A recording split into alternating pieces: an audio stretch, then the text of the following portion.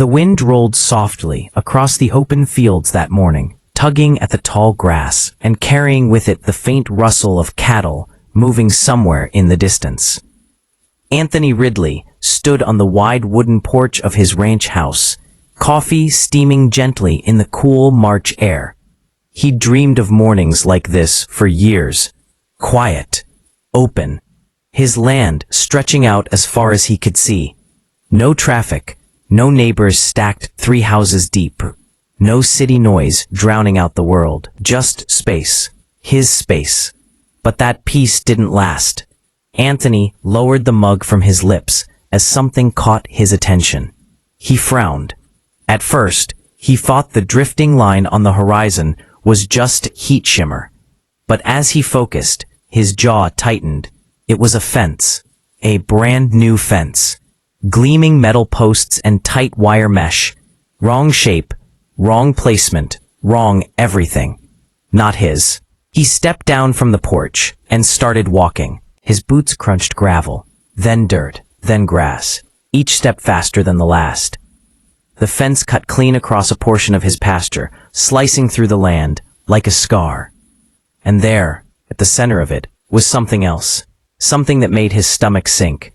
A heavy steel gate, locked tight with a fresh padlock. And attached to it, a white sign with bold black letters. Property access managed by Lakeside Meadows Homeowners Association. Anthony stared at it, the morning suddenly feeling colder. His cattle were inside that fenced area, grazing, unaware. His access road to the county highway was on the other side. The creek his herd depended on flowed beyond that gate. And now, someone else held the key to it. Someone he had never given permission. Anthony ran his hand slowly across the steel wires, as if confirming the fence was real. His jaw clenched. He hadn't moved to the countryside to get trapped, especially not by paperwork and bureaucracy. He'd moved to escape that. And then he saw them. 2 men in matching polo shirts were tightening bolts along the fencing line. Their expressions were stiff, mechanical. Hired labor, probably, just doing their job. "Mornin'," Anthony said, voice controlled but firm. They didn't look at him. "What is this?" he continued. One shrugged without turning. "Talk to the board." The other didn't speak at all. Then another vehicle pulled up, a shiny silver SUV, spotless enough to reflect the sunlight like a mirror. The woman who stepped out looked like she walked out of a magazine advertisement. Sharp heels, sharper expression, clipboard tucked under her arm like a badge. Marjorie Kane, HOA president. She didn't greet him, only confirmed his name like it was an item on her checklist. "Mr. Ridley, you've been notified of your non-compliance issues." Anthony almost laughed. Non-compliance with what? The fencing standard for the neighborhood. Yours does not match the approved design. Until corrected, this measure will ensure no further violations occur. "This measure," he repeated, pointing toward the locked gate. "You're cutting off my access road, my water source, my livelihood. And that," he jabbed a thumb toward the fence, "is on my land." Marjorie smiled, thin, polished, practiced. "The access easement leading to the road falls under HOA jurisdiction. It is written in the covenants you agreed to when you purchased the property." Paper. Fine print. Legal ink no one reads because it looks like a different language. He remembered signing those papers, 20 minutes of signatures in a real estate office. Just wanting to finally get his land. He hadn't thought he was signing away autonomy. "You mean to tell me," Anthony said slowly, "that you can just lock me inside my own ranch? Until compliance is achieved, yes." Her tone made it sound like weather. They didn't control it. It just was. Anthony stepped forward. "My cattle need the creek. They need water. Now. There is no world where that gate stays locked. Have a pleasant day, Mr. Ridley, she replied, turning, leaving. The padlock clicked shut behind her, like a door slamming in his face. The workers finished tightening bolts. The SUV rolled away. The wind blew across the grass again, silent and unbothered. But Anthony Ridley's peace had just been stolen. That evening, Anthony sat at his kitchen table, across from Glenn Porter, the neighbor who had lived in the area for 20 years. Glenn's hands were rough, face weathered, voice quiet and measured, the kind of man who'd seen the world turn messy before. They've done this before, Glenn said, sipping slow from his mug. Marjorie runs that board like she owns the county. Folks don't argue with her unless they want trouble. Anthony leaned back, hands clasped, behind his head. The warm glow from the overhead light made deep lines appear at the corners of his eyes. He wasn't angry, not yet, but something inside him had shifted. I didn't move out here to be pushed around, he said quietly, and I sure as hell didn't move out here to let somebody box me in like livestock. Glenn nodded. Then you'd better be ready. She doesn't lose. Anthony's gaze hardened. She's never fought someone who won't break. The land was his. The cattle were his. The life he'd built, hard-earned and deeply personal, was his. And nobody was going to lock him out of it. Not now. Not ever. The next morning, the sun rose early, burning through thin streaks of cloud, as Anthony walked the perimeter of the fence. Dew clung to the grass, soaking his boots, but he didn't slow down. He traced every post, every line of metal, studying it like an intruder's footprint. The fence hadn't been placed carelessly. It had been measured, aligned, planned, which meant this wasn't sudden. This had been coming. He just hadn't seen it. His herd grazed quietly nearby, unaware that their world had been changed for them. Cattle didn't understand politics, rules, committees. They only understood access. To land, to water, to movement.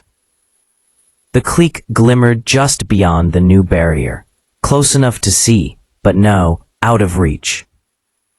Anthony's jaw tightened. He cut his way back to the house and got on the phone. The first call was to the county office. After 5 different transfers and 27 minutes on hold, he finally reached someone who knew what he was talking about. Yes, the clerk said, voice flat from routine. The HOA filed for temporary jurisdiction over the easement. Temporary? Anthony repeated. Yes, temporary, pending review and board approval. And how long does that take? A pause. A review can take anywhere from 2 weeks to 6 months. Anthony closed his eyes. Without access to his water source, without a way to move cattle across pasture, without control over his own land, he thanked the clerk and hung up. Then he called his lawyer. But ranch life had a way of reminding you what mattered. Before the phone could even ring, Anthony heard shouting from the pasture. He ran. Fast. Boots pounding dry earth. Breath sharp in the morning air. He rounded the fence line and stopped cold. One of the hired workers from yesterday was caught on the wrong side of the fence where the cattle roamed. His tool bag was spilled, hands raised in terrified instinct as a bull stood just 15 feet away, snorting and stomping dust into the air. The man's partner was outside the fence, yelling helplessly. Don't move, Anthony shouted. The worker froze. Anthony slipped through the gate on his side, the side that still belonged to him, and stepped slowly, deliberately, between the worker and the bull. He lowered his voice. Calm, familiar, steady, easy. Back it up, slow now. The bull's ears twitched, recognizing him. The animal snorted once more and backed off turning away to rejoin the herd, bored and disinterested now that the threat was gone.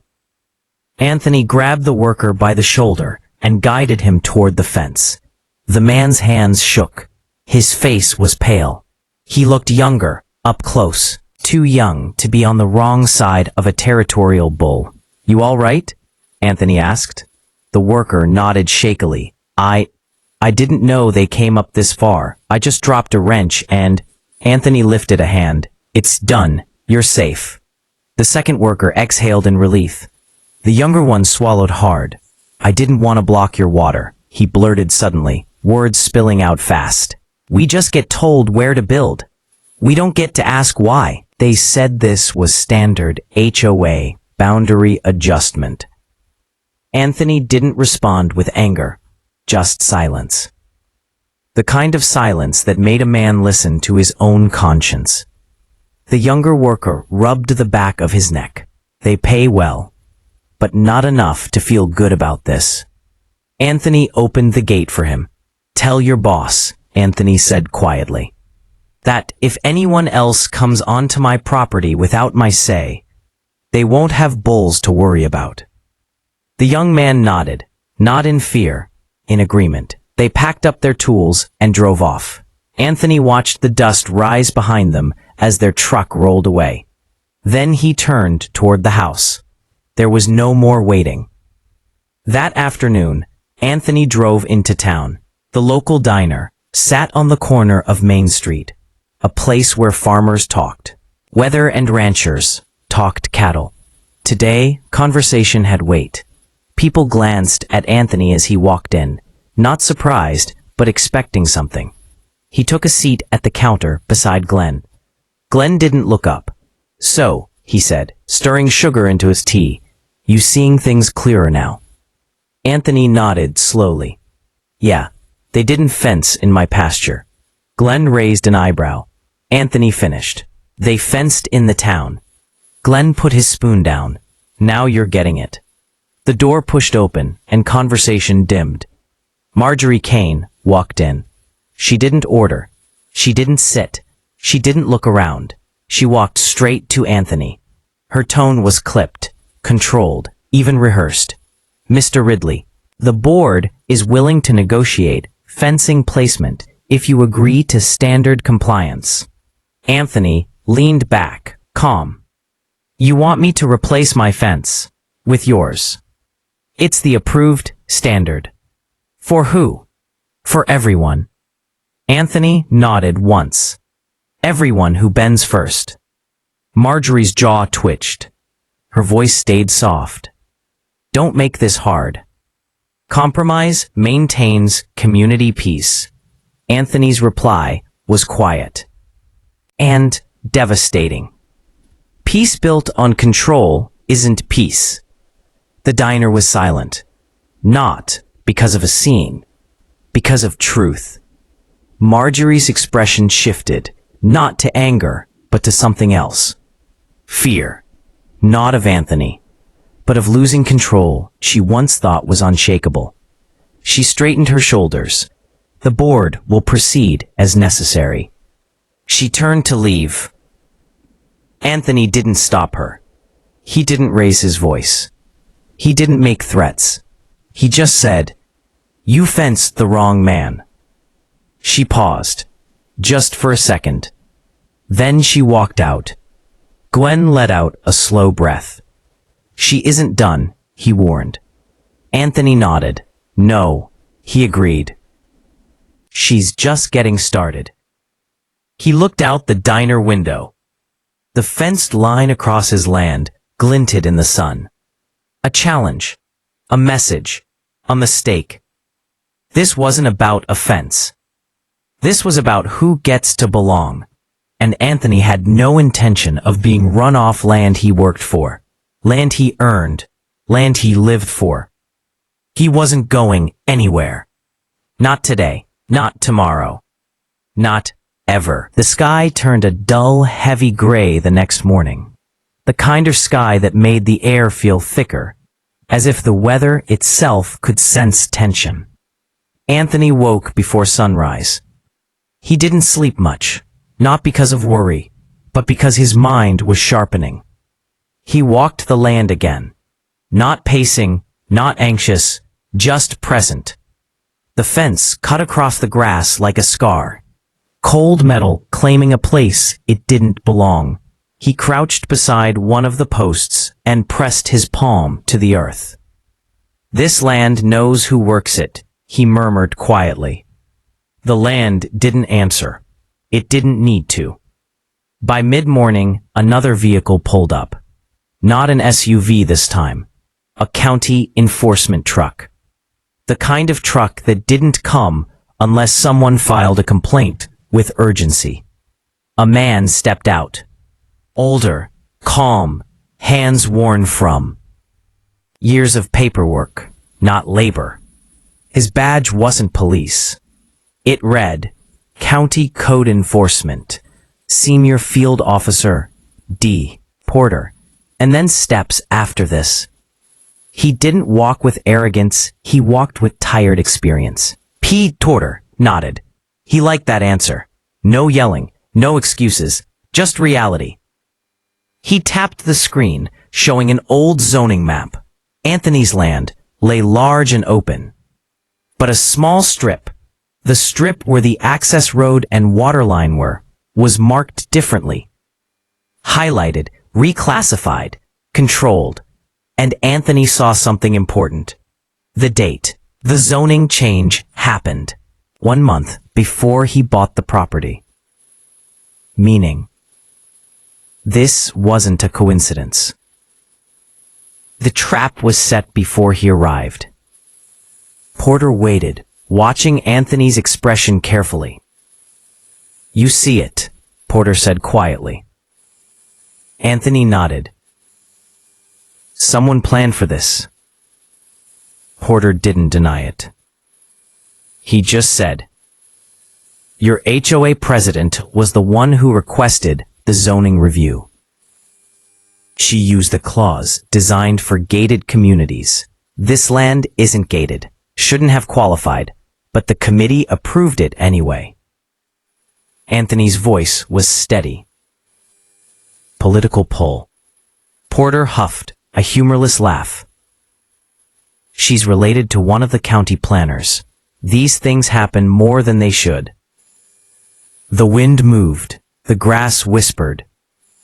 Truth laid itself down in the open. Anthony crossed his arms.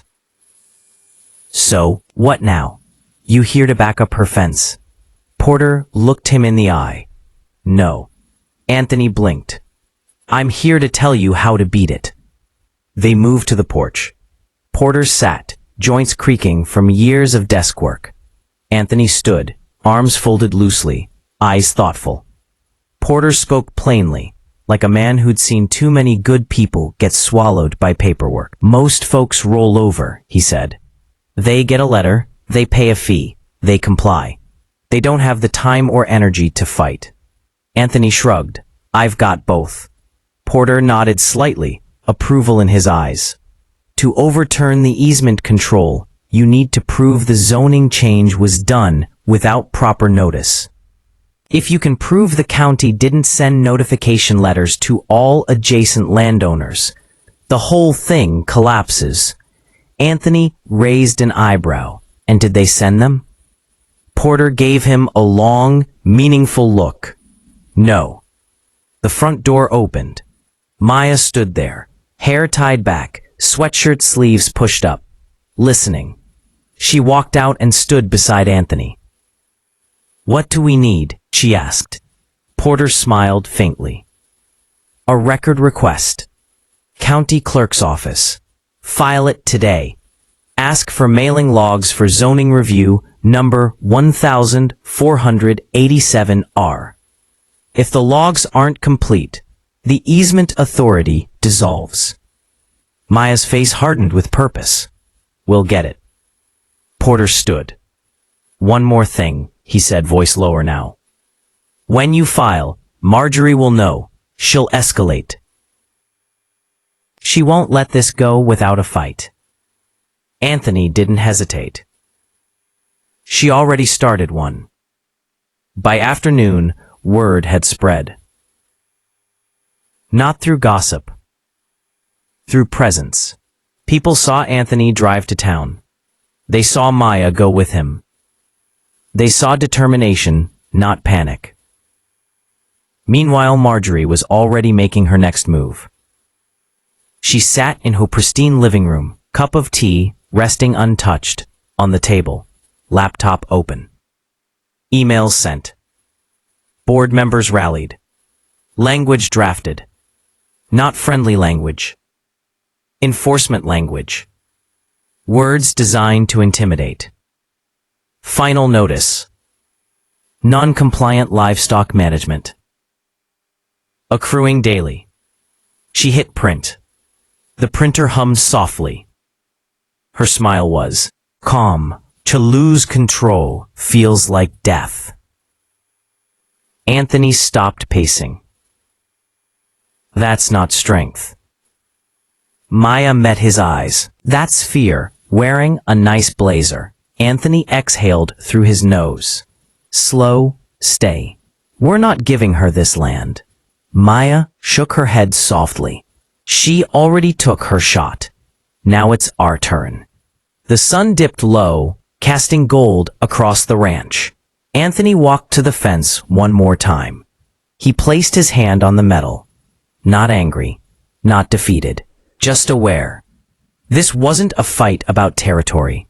It was a fight about who gets to stand in their own life without permission. Anthony didn't raise his voice. He didn't need to. His quiet was its own declaration. I am not moving. I am not bending. I am not small. The land didn't need to roar. It simply needed him to stand. The next day didn't begin with birdsong or soft light. It began with noise. Engines, doors slamming, voices. Anthony stepped out onto his porch, boots firm against the wood, jaw steady. 3 white pickup trucks sat in his driveway, clean and identical, except for the HOA compliance and community standards decal printed on their doors. This was no county visit. This was no conversation. This was a show of force. Marjorie stood in front of the trucks, clipboard tucked under her arm, sunglasses on, posture crisp with unearned authority. There were 2 board members beside her, people Anthony had seen in town, people who used to wave when they passed by. Now they wouldn't even look him in the eye. Behind them, the workers from earlier waited beside tool crates, drill packs, bolt cutters, replacement fencing rolls matching the HOA standard. They weren't here to talk. They were here to change his land without permission. Anthony didn't raise his voice. He didn't curse. He didn't step forward with anger. He simply asked the question that cut through everything else. Do you have a court order? Marjorie didn't blink. This is an HOA-directed enforcement. A court order is not required for compliance action. Anthony's voice stayed calm, but the ground beneath his words felt solid. You're trespassing. The workers hesitated. The board members shifted, but Marjorie smiled. A practice smile, a politician's smile, a smile that said she won the game before it began. Actually, we aren't, she replied, tapping her clipboard. Per Section 14C of the Lakeside Meadows Covenant, the HOA is granted physical access to correct non-compliant structures on subject property if the owner fails to act within the specified response timeline. Anthony stared at her. She was quoting the bylaws he signed when he bought the land. The bylaws hidden in 3 inches of paperwork, buried under signatures and highlighted text about lawn height and mailbox placement. She was weaponizing legal ink, not truth, not fairness. He didn't respond, not because he was defeated, but because he was thinking. Just then, Maya's truck pulled up. She stepped out, expression darkening the instant she saw the scene. She said, crossing her arms. A whole welcome committee, all to author, one man drinking his morning coffee. Board member number 2 shifted uncomfortably. Marjorie didn't. This matter does not concern outsiders, Miss Hayes. Maya's eyebrow lifted. I live on this land, I work it, I help run it. That makes it my business. Marjorie's jaw tightened, just for a fraction of a second. Regardless, she continued, we will be adjusting the fencing today. The creek must remain under HOA resource management until compliance is met. Anthony looked at the workers. They avoided his eyes. He spoke softly. If you cut that wire, you're trespassing. On my land, on my livelihood. One worker whispered to the other, I'm not doing this again. Not after yesterday. Part Marjorie overhead. Part Marjorie, her tone sharpened. Part any worker who refuses their assignment today forfeits their contract pay. Part the worker swallowed. His hand trembled just slightly as he reached for his toolkit. Anthony stepped forward, not aggressive, not threatening, just there. And suddenly, even the air held its breath. You'll lose your compensation. He nodded. Better that than lose myself. The second worker set down his toolbox as well. Marjorie didn't raise her voice, but her words cut with icy precision. Then you are both terminated. The truck doors slammed. The two workers drove away. Anthony didn't smile. This wasn't victory. This was the truth choosing its side. But Marjorie didn't leave. Instead, she lifted a small envelope from her clipboard and held it out between two fingers, like a dealer placing a card on the table. Then we moved to stage 2. She let the envelope fall. It fluttered to the ground at Anthony's feet. A paper tone is different than a spoken threat. Quieter, colder, sharper. Anthony didn't pick it up. Maya did. She opened it. Her breath caught once, before her eyes hardened like steel. They're fining you, she said. Anthony didn't respond. Maya continued. Daily penalties, retroactive, large. Glenn stepped out of his truck at the edge of the driveway, as if summoned by intuition. He had seen this before, not here, but somewhere else, a long time ago.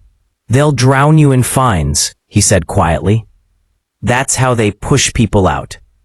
Marjorie turned to leave. You have 72 hours to comply, she said. After that, property lien procedure will begin. She thinks money is your weakness. Anthony shook his head. No, she thinks fear is. Maya looked him in the eyes. Is it? Anthony turned toward his land. Toward the herd. Toward the creek glimmering beyond the fence. Not today. He wasn't just defending property. He was defending place. Identity. Freedom. And he wasn't done. Not by miles. The next 72 hours rolled in like a gathering storm. At first, it was quiet. Too quiet. The kind of quiet that comes before something breaks. Anthony woke before dawn each day, like always. He fed the cattle, checked the water troughs, walked the fence line. Everything seemed normal on the surface, but the air felt tight, like the land itself was bracing, because it was no longer just about grass and fences. This was now a fight over ownership of a life, and the HOA didn't wait. On the morning of the third day, the mail carrier, who'd known Anthony since he moved in, walked up to the porch with a heavy envelope. She didn't speak at first, just held it out, expression soft with apology. Anthony accepted it with a nod. It focused. They're trying to starve you out, she said. Anthony folded the paper once.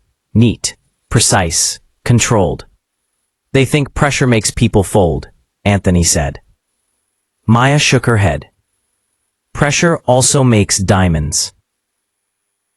But Marjorie wasn't done. By noon, letters started arriving at other homes in the area. Your property values are at risk. Ridley's non-compliance threatens community standards. Support HOA action to preserve homeowner interests. Fear travels quickly. Faster than truth. Faster than reason. Neighbors who once waved from their driveways now hesitated. Some turned away when they saw him. Some whispered. Some watched from windows. But not everyone. Some watched differently. Some watched with guilt. Some watched with recognition. Because they knew, deep down, that what was happening to Anthony could happen to anyone. That evening, Glenn pulled up in his old Ford truck, tires crunching gravel in a familiar rhythm. He didn't bring tea this time. He brought papers. Maya spread them on the table. Maps, property line surveys, historical land use documents, old zoning notifications, or, more importantly, the lack of them. Glenn tapped one page, a spreadsheet of mailing records for zoning change number 1487R. The column labeled Adjacent Property Owners Notified. 3 blanks. 3 missing names. One of them, Anthony Ridley. Maya's eyes lit with fire. They never notified you, she said. That means the zoning change is legally invalid. Anthony nodded. It means their control of the easement was built on a lie. But Glenn didn't smile. He looked tired, heavy. They're not going to let you fix this quietly, he warned. When people build their power on fear, they don't back down. They double down. Anthony leaned back, voice low and steady. Then we double down too. Then, the next morning, something unexpected happened. A knock at the door. Not loud, not aggressive, just unsure. Anthony opened it. Standing there was the young worker, the one who nearly got trampled by the bull. Mound in hand, shoulders tense, eyes sincere. "Can I talk to you?" he asked. Anthony nodded and stepped aside. The young man exhaled, as if holding his breath for days. "My name's Connor," he said quietly. "I got fired after that day. Been thinking about what happened, thinking about what I was helping do." He swallowed, voice tightening. "I didn't sign up to be used to take someone's land." Maya leaned against the counter, arms crossed. Connor continued. "I've been working fence jobs for 5 years. I know standard builds. I know zoning layouts. I've seen HOA expansions before, but this one," he shook his head, "this wasn't standard. This was targeted." Anthony didn't interrupt. Sometimes the truth needs the room to breathe on its own. Connor pulled a folded paper from his pocket. "Before we got fired, we were sent planning documents, maps, orders. I didn't turn mine in when they let me go." He laid the paper gently on the table. There it was, a planning diagram. Not for fencing, for subdivision expansion. Marjorie didn't want compliance. She wanted Anthony's land. Not part of it. All of it. For development. Profit. Control. Maya whispered, "Oh my God." Connor nodded, voice quiet but steady. "They wanted to force you into selling. Then they'd take the land, cheap." Anthony didn't speak. His eyes lowered. Not in defeat. In understanding. This wasn't about fences. This wasn't about rules. This wasn't about order. It was about power. And the moment power is exposed, its mask cracks. That afternoon, neighbors began to drift to the fence line. Some out of curiosity. Some out of concern. Some because silence was starting to feel too heavy. One woman, usually quiet, stepped forward. "We didn't know," she said. Another chimed in, voice small. She told us you were refusing to cooperate. That you were a problem. Anthony nodded. I wasn't raised to start fights, he said.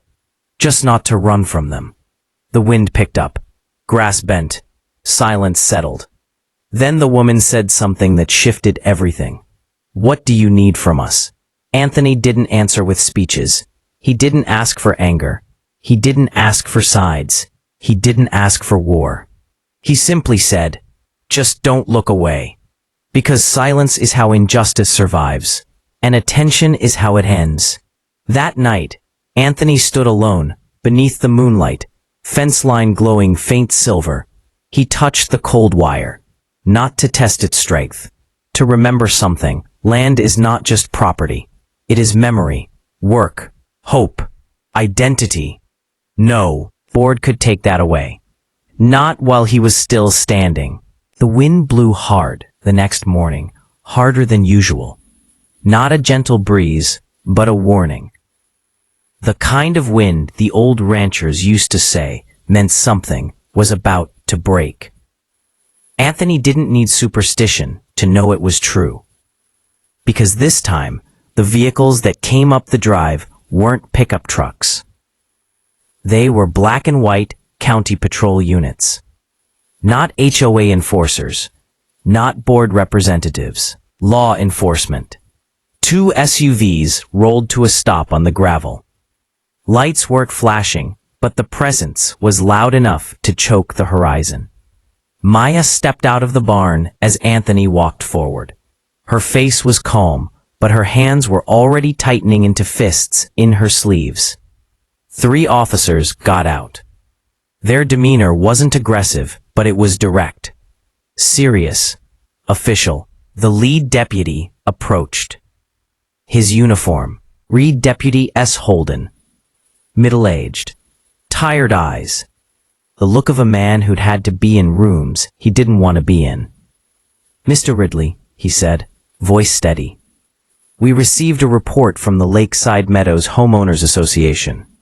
There it was. Maya muttered under her breath. Of course they did. Anthony didn't look away from Holden. What's the accusation? Holden didn't answer immediately. He looked uncomfortable, like he already knew how wrong this was. Allegation of willful obstruction of community compliance enforcement, he said slowly. And harassment of HOA personnel. Maya stepped forward. No, absolutely not. The workers quit because they have consciences. Holden raised a hand, not to silence her, but to calm the space. I'm not here to arrest anyone, he said. I'm here because I have to follow up. Anthony nodded, respectful. Then follow up. The deputy looked directly at Marjorie's house in the distance. I need to confirm whether anyone was physically threatened, coerced, or impeded. Anthony didn't hesitate. No one was touched. No one was threatened. The only thing I did was tell a man to step back before a bull got to him. Holden blinked. A bull. Anthony pointed to the pasture. Holden followed his gaze. Understanding flickered. This is ranch land, Anthony said, not a golf course. People get hurt out here when they don't know what they're doing. Holden was quiet for a long moment. Then he lowered his voice. Off the record. I know what this is. Maya's eyes sharpened. Holden continued. We've seen HOAs try this in 3 other counties last year. Force compliance, rack fines, push people to sell. Then a development company comes in and buys the land cheap. Anthony didn't react outwardly. But inside, confirmation, truth. The shape of the fight was now clear. Holden exhaled. Slow, steady, exhausted. But I can't act on suspicion, he said. I need evidence. Maya walked into the house without a word.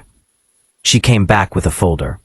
Inside were the zoning documents, the missing notice records, the subdivision expansion plan, Connor's testimony letter. She placed it into Holden's hands, like she was setting down a blade. "When does suspicion become evidence?" she asked. Holden looked through the pages, and his face changed. Not dramatically, just enough. The tightening of the jaw, the pause before breathing again, the weight of knowledge shifting from rumor to reality. "This," he said quietly, "is enough to open a county review." Anthony didn't smile. He didn't exhale in relief. He simply nodded. Because a battle is not won at the moment of truth, only recognized. Holden closed the folder. "I'll file this today." He turned to leave. But then he stopped. "Ridley," he said, looking back. "She's not going to take this quietly." Anthony didn't break eye contact. She already took her shot. Holden nodded once. The subtle nod of a soldier to another soldier. Then he got back in the SUV and drove away. The ranch was silent for a moment. Just the wind, the sky, the land. Then Maya spoke, softly. "It's happening now, the real fight."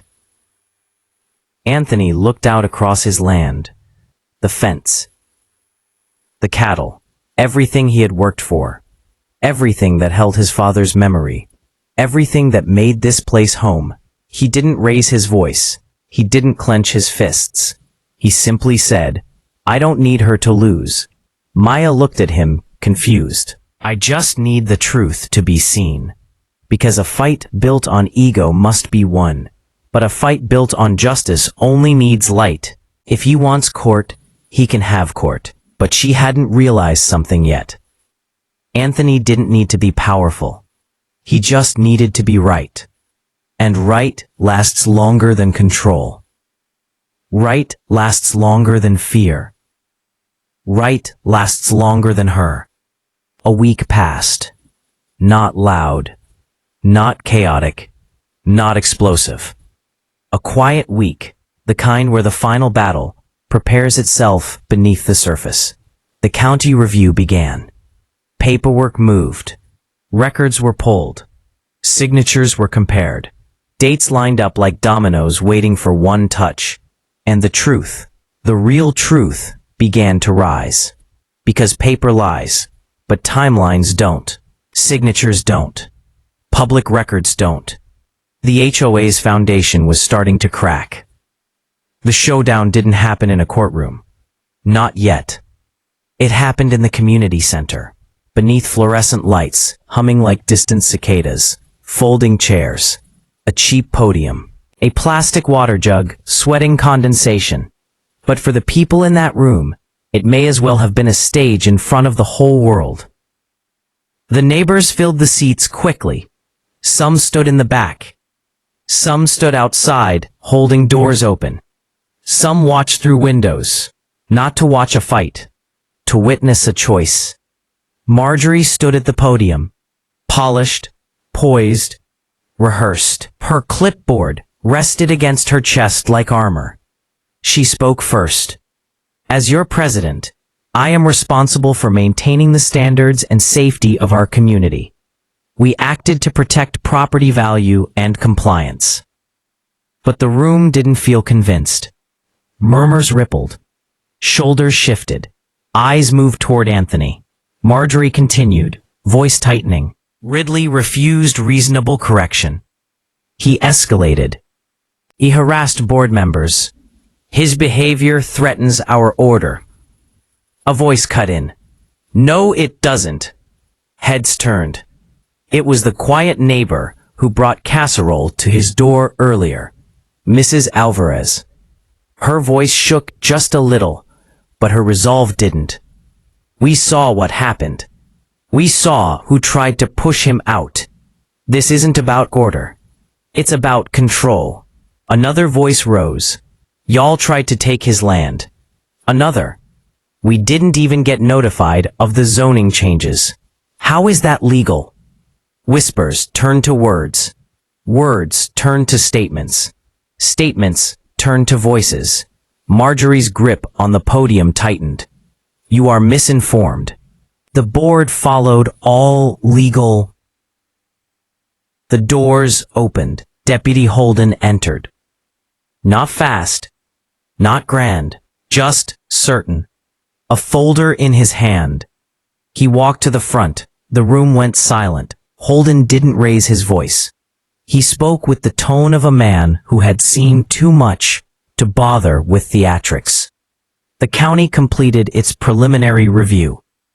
The zoning change that granted the HOA easement control was filed without proper notification to adjacent landowners, meaning it was illegal.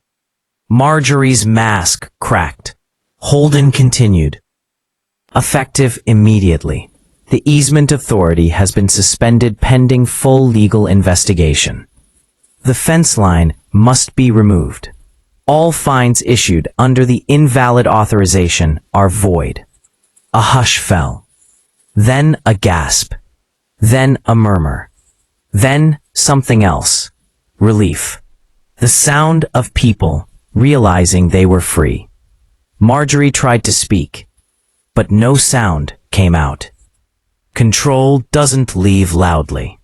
It leaves like air from a punctured tire. Silent, slow, unrecoverable. Holden looked at Anthony, not with pity, not with sympathy, with respect. Anthony nodded once, not in triumph, in completion. Marjorie stepped back from the podium. For the first time, she looked small, because power built on fear collapses when fear. But as a man who knew the land was simply being returned to what it was always meant to be, his. When the last post came out, Maya walked beside him in the pasture. Sunlight low and golden behind them. Feels quieter now, she said softly. Anthony nodded. Eyes on the creek flowing free again. Peace isn't loud, he replied. Maya smiled. Small and genuine. You gave it room. Anthony looked at the land, his father's memory echoing in the wind. No, he said. I just refused to move. Sometimes the hardest fight isn't fought with fists or anger. Sometimes it's fought by standing still when the world tries to push you out. Strength isn't loud. Strength is quiet. Strength is choosing truth over fear. And when one person stands, really stands, the world around them remembers how to stand too.